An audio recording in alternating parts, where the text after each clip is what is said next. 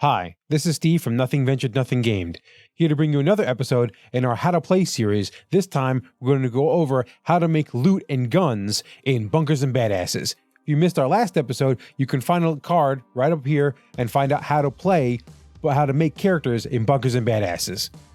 This video is in response to a commenter that put a comment on our last video, the Stitched Panda TTV.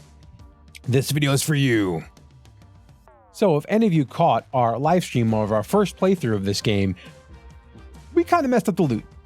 We rolled way too many guns and items and equipment, but hey, we're all learning at the same time. But I'm going to go through not only how to make guns and equipment, I'm also going to go through how loot functions in the game as a whole. So how loot functions is every monster, every bad guy has a badass value, and the higher the badass value, the more difficult that monster is to defeat and the more stuff that they can do. And there's a little chart in the book, and I'm going to throw it on screen somewhere over here, that goes over when a monster dies, based on its badass value, it drops a certain number of piles of loot. And you don't actually roll for them yet. Only when a character walks over to that pile of loot and stays on that square is then when you discover what the pile of loot is, and you have the player roll a d4 for each pile of loot. And that determines on a chart that is on the DM screen here, and it's also in the book. Obviously, the tougher the bad guys are, the more loot they're going to drop. And obviously, as the players get higher and higher level, there's going to be ever-growing loot from drop to monsters, even from basic enemies all the way up to really badass monsters. You can always ignore this chart and just kind of roll what you want and give the players what you want. And if you want more guns, more power to you. But that gives you a nice starting point to roll, so you don't have to constantly roll for equipment, because albeit rolling for guns is fun, it's enjoyable for the players, it is a little on the time-consuming side. So my suggestion is, if you are going to be giving a lot more loot out and a lot more guns, specifically guns and shields and grenade mods and all that kind of other stuff that you have to roll on a number of different charts to figure out what it is, you might want to roll a whole bunch out ahead of time. The first thing is I'm looking at the little chart here on the bottom left-hand corner. It's called enemy drops. So in the beginning of the game, as you see, enemies from badass rank from 1 to 3 drops 1 pile of loot. So that's really easy. The more loot drops that a monster has when a person discovers it increases the chances they're getting in to get better stuff. So monsters that only drop 1 pile of loot only have a limited selection of things that can drop. If a monster has like 4 or 5 piles of loot, maybe the players are higher level, maybe this is a really badass boss. As you roll for the first loot, the second, the third, all the way up to 6, which is the maximum number any single enemy can drop, the likelihood of getting physical equipment, guns, shields, grenade mods, relics, that increases. And the early stuff is usually just gold and potions and just regular grenades. So that's how you deal with piles of loot. So you really only have to deal with it if your party is specifically looking after the loot, so you don't have to roll it immediately after a monster dies. Let the players discover the loot as they pick the stuff up, because maybe they find that they have to really deal with this big bad guy before they have to worry about collecting some of this loot. So because this game is all about guns, we're going to start with the guns, because that's the most fun of the game. You get guns that fire cakes at people. You get guns that fire more guns at people. You get all the crazy stuff. First thing you have to do, like I said, is a multi-step process. You're going to have some of these gun cards, and you can always print them out off the website here. Let me see here. These are the ones that came with the deluxe edition, but they gave you this PDF to where you can print this out, as many copies as you want. And you might use these, or you can use index cards. You can use whatever you want. First things first, you're going to roll 2 d8s. And there's a chart that's 8 wide and 8 tall that tells you what kind of gun it is and what brand or the guild of that gun. So on the vertical side, there's different types of guns. Now, it's some of these options, like number 7 and number 8, it says favored gun. That's the favorite gun of whoever's picking it up. So if at later levels, some of these characters are going to have multiple favorite guns, you can either have them pick, or you can, if you know what favorite guns they have, they say they have pistols and shotguns, you can pick one of those. And then the guild is the brand of gun that it is. Obviously, in the original game, you have like Malawan and TDR and Atlas. they're slightly modified because this is the fantasy world version of these brands. So this will tell you what type of gun is a submachine gun, is a sniper rifle, is a rocket launcher, and then what brand or guild of gun it is.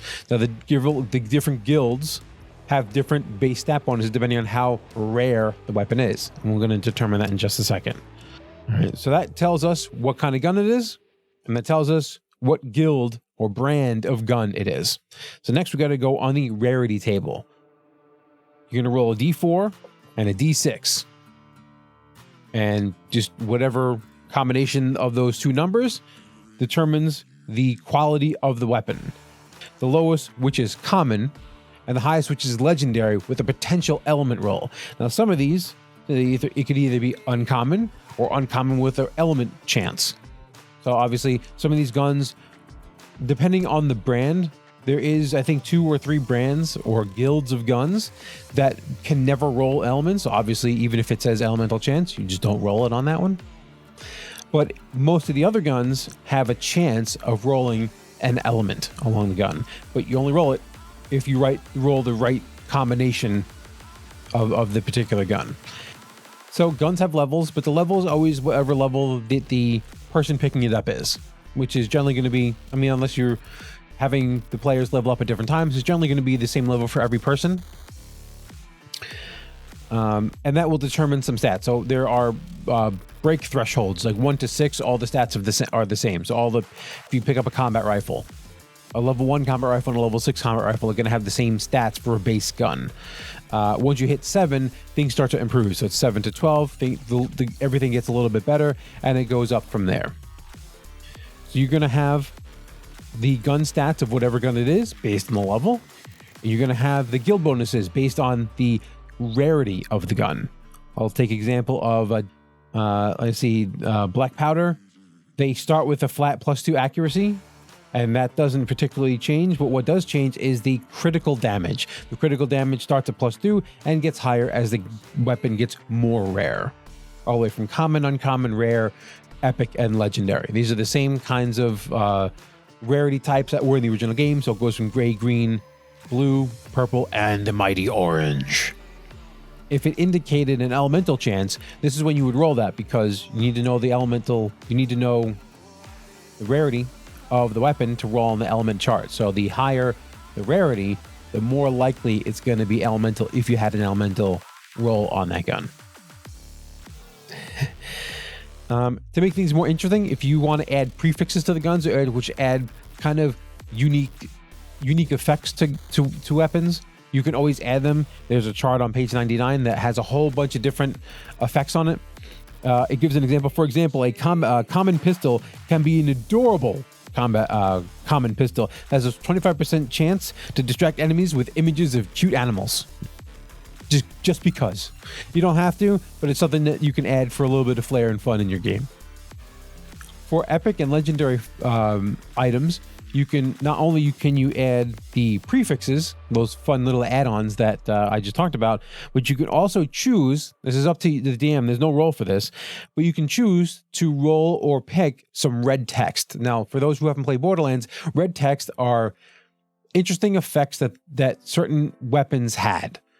I remember Jared had talked in the last video about one that it was called the Screamer, and it constantly screamed shooting every time you were shooting, or when you reload it would say reloading. So it was very, very humorous. Some of them actually have gameplay effects where they have the potential to do extra incendiary damage, or they can shoot rockets that explode into more rockets. So there's a bunch of different red text and what they mean in the book, and you can always add those to, like I said, it suggests for epic and legendary guns. Look, this is your game. You can do what you want. So let's kind of do a mock-up here. I know I'm going to roll an item for you guys here. Let's see.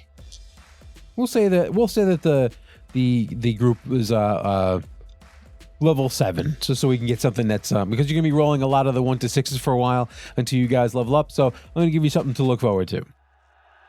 All right, so first thing is I roll D8 twice, and sadly Jared only has 1 D8 over here, so we're gonna roll a 3 and a 6. So the first D8 is a 3, which is a shotgun, and a 6 is a Dahlia shotgun. And then remember, we go to the rarity chart and we roll that D4 and the D6. Ooh. It's a 3 on the D4, which is at least uncommon. That's always good. And a 5. Ooh. Which is an epic with a potential element effect. Ooh, that's nice. Shotgun at accuracy 2 to 7. So all the spreads for all the different guns for accuracy reasons, it's always 1 is a miss and you automatically reload. 2 to 7 is your low end hit. Your 8 to 15 is your middle hit, and your 16 and above is your higher hit. And they each have different, based on the gun and based on the level, they all have differing amount of hits and crits. Okay, so it looks like shotguns at level 7 to 12, when you roll a 2 to 7, is 1 hit and no crits. When you roll a 8 to 15, it's 2 hits and no crits. And then when you roll 16 or better, it's 2 hits and 1 crit. And the damage, obviously the damage will change as the weapon gets higher level, is 2d8. All right, so now we get to roll on the element chart because we rolled a potential for, and we have to check, can Dahlia weapons have elemental chances? Yes, they can. So remember, this is a epic Dahlia, so it's going to have burst. And it's +1 hit.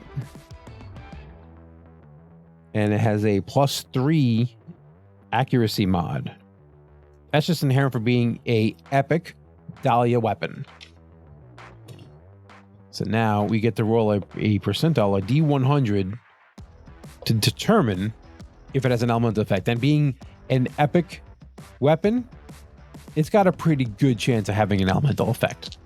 Looks like I rolled a 25, and that is electricity damage.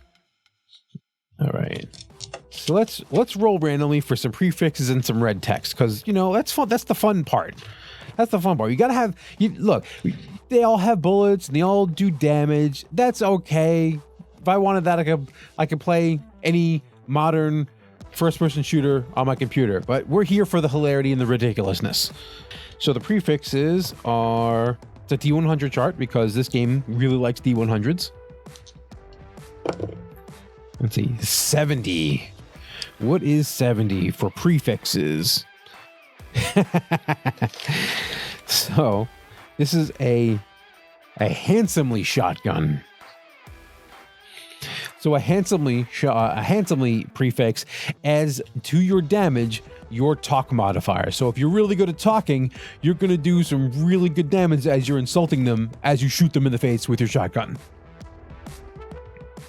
It's like, yeah, how you doing today? And like I said, since it's epic, and I'm making this one so anyone can use it, and I'll put a gun card somewhere up here after I'm done timing it up of what it looks like. There we go, an 18. So there's actually 100 different prefixes, so you can actually use them a lot and not really get too many duplicates. The red text generator looks like there is only 50 options. So I rolled an 18. So the red text for 18, which is either 17 or 18, it goes, I'm melting, which also adds corrosive element to the weapon. So not only does it shoot electricity, it shoots electrically charged acid, just because why not? So not only is it good at taking out shields, it's also good at taking out armor, because why not? And there you go. And then you can make up a name for this gun. More talk. We're going to come up with the name of this gun right now, just because why not? Because it is a pretty epic gun, and that's basically how you make a gun. It's not hard, but there's a lot of little steps. So I wouldn't say you're going to go ham on every single gun you're going to make, especially if you're first starting out and you do happen to roll a couple of guns in your first couple of fights, which may happen, which may not happen. Like I said, on the little chart, I'm going to drop it right over here. On the first, second, and third loots of a particular pile of loot, so I'll say an enemy dropped 3 piles of loot. They were a pretty tough enemy, especially lower levels. There isn't actually any equipment, quote-unquote equipment, in the first 3 drops. right? So we're looking at the drops are actually going to happen on fourth loot, fifth loot, or sixth loot. So if you have a whole bunch of like 1 or 2 badass enemies, they're going to drop money, they're going to drop shield potions, they're going to maybe drop grenades, depending on what you roll. Once you get into 3, you have a potential rolling a random potion, not just a health potion or a shield potion. There's a whole bunch of list of random potions that you can roll on. Once you start getting to 4 is when you start getting to equipment could drop, and it has a high likelihood of equipment dropping. So this kind of makes sure that you're not always rolling, and this, like I said, this is the mistake that we made. You're not always rolling loot for every possible loot on every enemy. So, like I said, that was a mistake on our part, which we're going to remedy. But if you do want to drop more loot, just be prepared to have a bunch of this stuff rolled up ahead of time. You don't have to be real fancy about it. You can kind of do a bunch of bare bones or just random guns, and then make a couple of special ones for like an occasion, like maybe a boss was, you want to make a gun that a boss was using, or that a boss can drop. Roll up a special thing. If you want to make, yet again, you don't have to roll. If you don't want to roll and you want to just give them this thing, you're the badass master. Just go ahead and pick it. But it's always fun to just roll and see what potential you can have. So that's making a gun, which is, like I said, most likely the most thing that the players are going to get the most fun out of, especially when it's kind of ridiculous, because this is kind of like a ridiculous game. So when they have a shield, that shield may only do something every once in a while. They might give them like a little bonus. Grenades also, I think that could be kind of interesting. But the guns are going to be what they're using most of the time. So they're going to get the most bang for the buck for either if you're using it for comedic value or you're using it just for a stat, just to have them do whatever kind of damage you want. Or maybe they're going to a store and they buy a pick a gun. Maybe you have to roll something up for that. The guns are going to be what's going to be the star of the show. That and the players' kind of RP and how they're going to be playing their particular characters. Potions, when it says roll a random potion, there's a chart. It's just rolling the chart, and it's a percentage chart. It's right above the enemy drops on the BM screen. It's also on page 83. It's just regular potions, which include health potions. It includes health and shield potions, and also includes potential to get an epic Tiny Tina potion, which is a whole nother chart of absolutely insane potions that Tiny Tina had added to the game. Then there's relics. Relics in the original video game were things that improved your class in some way, class or archetype. So you would roll on a chart. It's a D10, and it would determine what class it is for. So there's 9 different classes, and the 10th option, if you roll a 10, is you can pick. And there is literally just a chart, a one single chart. You roll a percentage, and it tells you whether it's common, uncommon, or rare, and then what kind of bonuses does it give you. It could be melee related. It could add to elemental damage. It could add to your initiative. It can give you health. It can give you shields, maybe some damage resistance. But they are class specific. And then it says anything, because obviously the chart only goes up to rare. It basically says that you can kind of come up with fun ways that the relics, if you want to roll a epic or legendary one, you kind of can custom make it to the particular person. So grenade mods. So grenades in this game don't do anything without a grenade mod. The same thing is like, except with your basic shield, your shield doesn't really do anything except block damage. When you start rolling with this specific guilds, your shields are going to get a little bit of extra based on the guild. So what you're going to do is you're going to roll a D8 to determine the guild of the grenade. And when you roll your grenade, once you get your particular guild, depending on the level. So this one you don't have to roll on. Once you get the guild, you already know the level of the players. That's going to determine the entire thing of the grenade. There's no rarity for grenades. It's just if you get a Dahlia and they're level 7, the Dahlia level 7 is a bouncing Betty. It does 2d8 damage and detonates in the target square for 2 turns. So it kind of lingers around. But if you rolled a Hyperius and they're level 13 to 18, it's a longbow, which does 3d8 damage, and instead of throwing it, it actually teleports to the target and ignores cover. So it goes zoom, and it just appears next to them.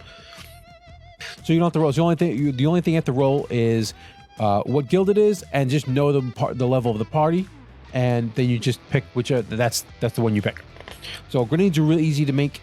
grenade mods specifically, and how you get grenades is they can buy grenades from a store, or during loot drops, they potentially have to roll grenades. So there's the grenade mod, which tells what their grenades can do, and then they have a stock of grenades on their person. Generally, I think 3 is the amount that the players can carry, each player, and then as they get higher level, that number can grow. Shields are the same way that grenades are made. You roll the d8 to determine the guild of the particular shield, and then based on the level, you just find that particular level, and that, okay, so you want to get a Torg shield, and they're only level 5, so it's the 1 to 6.